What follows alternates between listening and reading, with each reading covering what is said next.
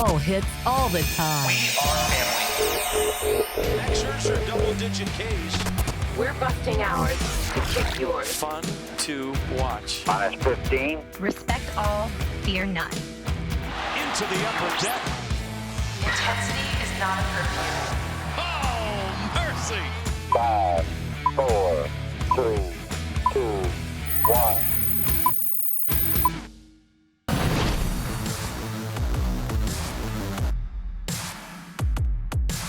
It's Game 3 of the Eastern League Championship Series. One of these two teams is going to get a big 2-1 series boost here in Bowie, Maryland. Welcome into MASN All Access. I'm your host, Paul Mancano. Massive Game 3 here tonight. Series is tied 1-1 between the Trenton Thunder and the home team, the Bowie Baysox. Let's take a look at tonight's lineup. Cedric Mullins leading off. He's in center. Right behind him, Anderson Feliz is at second. Yosniel Diaz, who has heated up as of late, had a big triple in yesterday's game. He's the DH in the 3-hole. Carlos Perez is behind the plate, and he's in the 4-hole. Jesse Valentin is at third. Ryan McKenna, the speedster, he's in left. Mason McCoy at short. After that, TJ Nichting and Preston Palmero round out the lineup. And then on the mound tonight, Alex Wells, who started Game 4 of the Eastern League Divisional Series, gave up just 1 run in 6 innings and struck out 6. So he takes the mound as the Bowie Baysox look to get a big 2-1 series advantage. Let's hear from the man who put together that lineup. Buck Britton spoke before today's game. Here's what he had to say. It was nice, man. I was happy for the guys. You know, Severino, we know the history he has in the big leagues. I know it was a rehab start, but for us that was it was big to come out of there with a split. To fall 0-2 against these guys would be tough, but we've put ourselves in a good spot here for tonight. The circumstances with the Yankees having a lot of rehab guys meant that you guys have been eating pretty well here, I understand. Can you tell us about, some of the benefits of the big league team helping out in that respect? Yeah, well, we had some guys send some cash down for us to have some spreads, if that's what you're referring to. Okay, I was gonna say they're not helping us out. They're not pitching in. No, it's nice. It's nice to know that those guys are paying attention to us. They support us. CD, Trumbo, and Bundy helping out like that it's nice for the guys. They sent some dollars for your post-game meal? Yeah, they sent some cash down and, a good luck. So it's nice.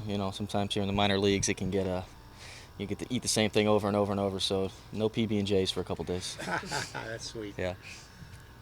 It seems like the whole Oriole organization has been supportive. The Brooks video and guys tweeting. I mean, what has that meant to you and the team? I think it means a lot. Just to have the support of the organization and like I said before, know that they're watching and that they care. And that they're happy for us, they support us. But to get a guy like Brooks to go out of his way to send a video to us, that's pretty impressive with what he's done in the game.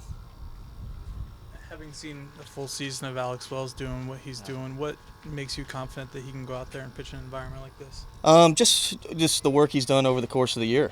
He's a big reason why we're in this spot. There's no one we'd rather turn to right now than Wells, and we expect that he's going to be the same guy that we've seen for the last 5 months, and that's going to put us in a position to win a ballgame. That's a tough archetype to be, a left-hander who throws like he does. What do you think distinguishes him as someone who might be able to take that farther than just here? I think the biggest thing for Wells is the competitor that he is. He doesn't have that stuff that's off the charts, but this guy, he competes and he's not afraid to attack guys with his fastball. He's got a big slow curveball that keeps hitters off balance, and he's working on a slider as a third weapon against left-handed hitters. I think just with the way he goes about it, though, the competitiveness is what gets Wells where he's at. Yosniel Diaz had that triple last night, and he's been great since the All-Star break. Are you starting to see some of the coaching set in with him?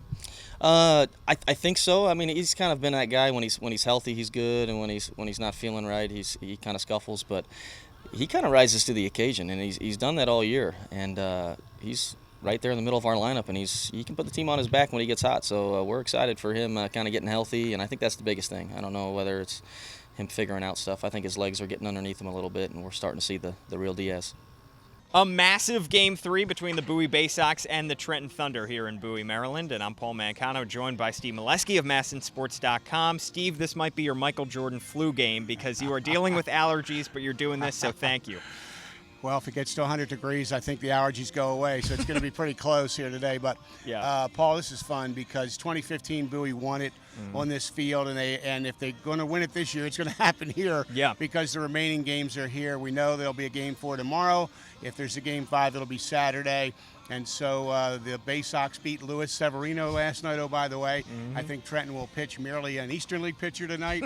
So we'll see how that's going to go for the Bowie Baysox. It does kind of create an interesting situation for them because the Thunder having to throw 2 major leaguers in games 1 and 2, they kind of have to start their rotation over. But that gives them an advantage because they can throw their number 1 and number 2 in games 3 and 4.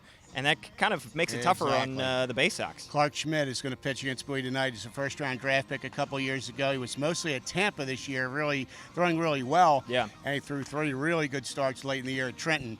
But opposed by Alex Wells, who's had a heck of a year for Bowie. He's in the top 10 in the Eastern League in ERA and in WHIP. And so he threw a really good game against Harrisburg in the first playoff series. So we know Zach Lowther is out, a little bit of a shoulder issue. It's supposedly minor, but he won't pitch. And so the Baysox got to do what they can. Yeah, and Wells started out the season incredibly. At the end of July, he had a sub-2 ERA. Struggled a little bit, ERA over 5 over the last couple months of the season. His fastball doesn't blow anybody away, but he seems like he does have the stuff to maybe move up through the Orioles organization. I think it's one of the most impressive stories of the year because scouts have said about Alex Wells, he's going to have to prove it at every level because he doesn't throw a 95-mile-an-hour fastball. Many times he doesn't throw a 90-mile-an-hour fastball. But this kid has impeccable control. He's got a lot of guts. He pitches inside. He's not afraid to do that. And he pitched in the Futures game last year in Washington. He's just been good everywhere they go. So, I mean, there hasn't been a challenge yet he hasn't met. One guy who's been very good here as of late is Yusniel Diaz. He's hitting about 300 over a certain span over the past couple months. He has looked really good since that break, since that All-Star break. Right. He had a big triple as well last night. He's starting to turn things around at the plate. He's hitting the ball really hard the last few games. And, I mean, he's 8 for 19 in the last 4 games, Harrisburg and Trenton. And, I mean, he's hitting the ball really hard, even some of the outs. So, I mean, it's a great sign for the Orioles. He only played 70-some games this year. Twice he was injured. But his post-All-Star break numbers are really good. They look like the top 100 prospect that he has been and will be again. And it would be some story if he could help carry the Baysox to an Eastern League championship. Well, the Baysox got through the tough part of the first 2 games, going up against 2 major leaguers. Now they're going up against Eastern Leaguers, so hopefully a little bit easier from here on out. But it would be awesome if they could get another Eastern League title, just like they did when you were there in 2015, Steve. Yeah, Trey Mancini, Chancisco, David Hess, Mike Yastrzemski. I mean, those guys really wanted it, and they won it. And so, you know, this Baysox team maybe is not as star-studded as that one in some respects. The rotation is. Yeah. But the position players is a lot of guys who maybe fly under the radar. Rafael Palmeiro, son Preston, TJ Nichting, Carlos Perez. No one ever talks about this guy. He's been the catcher leading this pitching staff all year. This guy's been in the major leagues. You know, he came here and unselfishly helped kids get better. So, I mean, he's an unsung hero on this team. There's a lot of those type of guys that really are having good years and want to win. And hopefully in a few years we'll see them in Baltimore and we'll say, we saw them when they won an Eastern League championship in Bowie. Indeed. Steve, thank you so much for joining us here in Bowie, Maryland. You got it, Paul. I mean, the first time was like kind of hard for me, you know, sent down to here to AA, but at the same time, I'm the guy like always work hard and do my best in the field, and that's what I'm trying to do here, and thanks God, everything go well. Pretty good rotation here. What's it been like working with these guys this year? Amazing, man. Like I say, it's good rotation. We have really good pitchers, and it's really fun to catch those guys because they really command the baseball, and it's easy for me to call the game when you have pitchers like that. So, as someone who's been where they want to go, what wisdom can you help them that can really help them, where maybe even more so or in a different way than a coach can? I mean, I just try to talk to like those guys like the most I can. Like, you know, I have like you say like time in the big leagues, and I know what it's worth to play it there in the big leagues, and I just try to help it the most I can.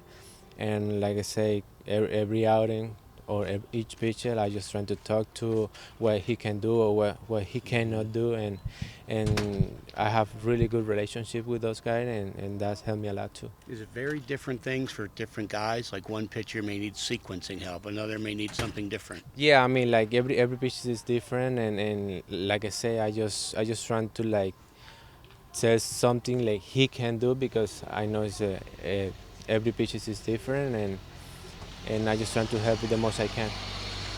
What does it mean, do you think, for those young pitchers to have a veteran signal caller like you? Do you think that helps them develop as well? Yeah, for sure. I feel like they really confident the way I call the game, or I just talk to them. I know those guys trust me, and that's good for me, because we are always the same page. That just about does it for our show here from Bowie. If you're in the area, come to Game 3. It's a big one as the Bowie Baysox take on the Trenton Thunder. Thanks for tuning into our coverage, and of course, head to MASNsports.com. Steve Molesky has you covered there all night long. For MASN All Access, I'm Paul Mancano. We'll see you later.